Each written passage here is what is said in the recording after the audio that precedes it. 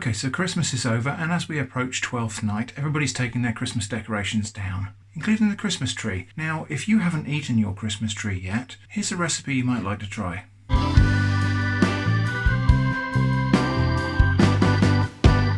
Disclaimer time, there are two things you should avoid here.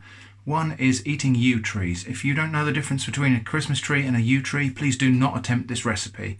Yew trees are poisonous and should not be used to make this recipe. Also, artificial trees will not work well in this recipe, and you should avoid that too. So this is our Christmas tree, and it was a fir of some kind, so quite safe to eat. And we'll just pick over the branches, and we'll just pick the nice little tender tops of the branches.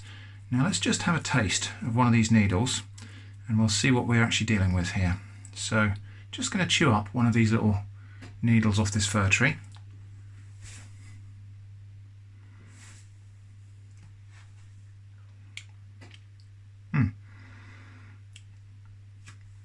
So what we've got is quite a strong, lemony, gingery sort of flavour. Obviously quite pine resin flavoured, but it's quite lemony and fresh with a little bit of spice behind it. So we're going to chop these up. We're going to make Christmas tree shortbread today.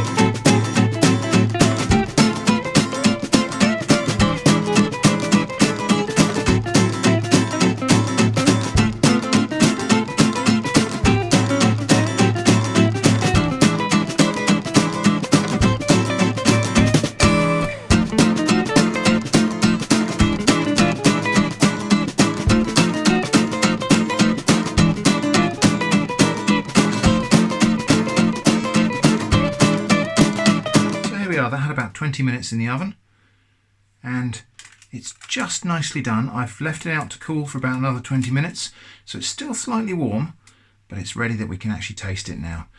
Now you can cook shortbread a little bit more toasty than this, but I actually like it to be quite just cooked and pale.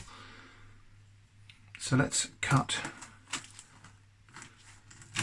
this shortbread, lovely and crumbly, look at that. And we'll cut one of these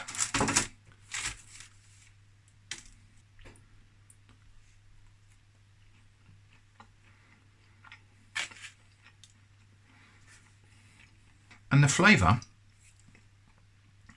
well, the flavour is really interesting.